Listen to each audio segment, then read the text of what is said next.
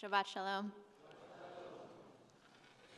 If you ever wanted to know if you should put a muzzle on your ox, you can read this week's Torah portion to find out. If you'd like to know what happens if you marry someone who becomes a prisoner of war, read this week's Torah portion. Or if you've ever thought about the possibility of marrying your father's former wife, but you're not too sure about it, check it out. The answer is in the Parsha this week. Actually, I'm going to save you a little time on that one. It says, don't do it. If you always wanted to know about the limits of flogging, what happens if you pawn an object or if you get a nasty skin affliction, this is the Parsha for you. Ki Titzei, this week's Torah portion, has approximately 72 commandments in it. And as I was reading this passage with many laws about what to do if your neighbor's ox, donkey, or sheep goes astray, I saw these words: you must not remain indifferent. Don't you just love Torah? All of these mundane rules and regulations that seem so utilitarian, and then a jewel of profundity just mixed right in. You must not remain indifferent. I love it. What a perfect mandate for our time. We live in a time of a lot of outrage, but proportionately less action. We vent a lot more than we vote. We type a lot more than we do tikkun olam. And one of the reasons is because that commandment that the Torah just casually slips in between a catalog of livestock laws is actually really hard to follow. It's hard to remain indifferent, and the digital age has made it much harder. Look at this devastating hurricane in Houston, for example.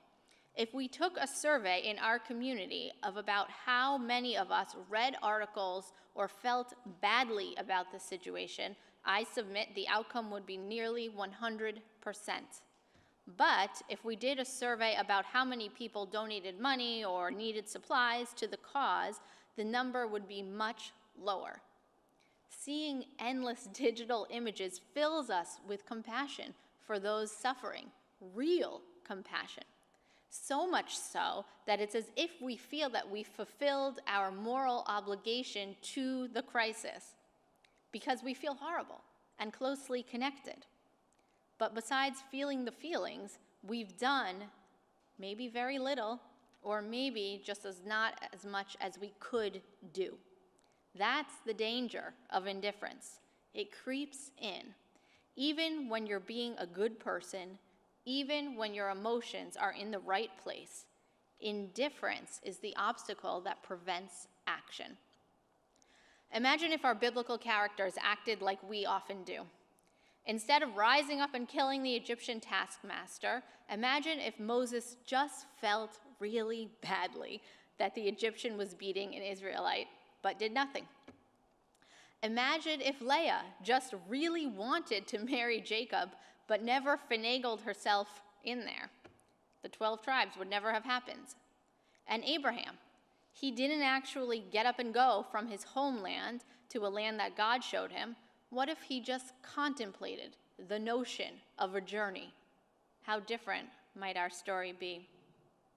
What would our world look like if biblical figures behaved like we do? Full of feelings, but maybe a little short on deeds. Going to museums does not make us painters.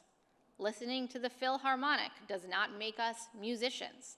Feeling upset about a crisis but doing too little about it does not make us ethically responsible.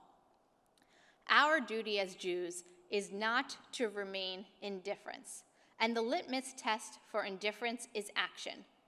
It is not for us to complete the work, but neither are we free to desist from it. Stephen Wise has asked our community to donate to the hurricane relief efforts through the Union of Reformed Judaism. You can find the information in your Shabbat insert, in your prayer book, or on our website. The Green Family Camp in Texas, which is a URJ-run camp, is sheltering victims of the storm and offering much-needed services, and we can help. If you want to be different, if you want to do something, then let's help. I'm using the storm as an example, but really indifference is like a disease spreading through the Jewish community. Think about it. There is the greatest indifference to Israel in the liberal Jewish community since the founding of the state of Israel. There's probably greater indifference to Judaism itself than there has been in decades. Sociologists say this trend can't be stopped, but I'm willing to try, and I bet you are too. The way to try is to force ourselves to act Jewishly, in small ways and in big ways, over and over and over again. If that's overwhelming, start with one thing. What act can you do to demonstrate compassion for others, not just feel it? What mitzvah can you fulfill to show your Judaism, not just know that you are Jewish? After all, Camus said, not to take a stand is in itself to take a stand. Let's start now. Shabbat Shalom.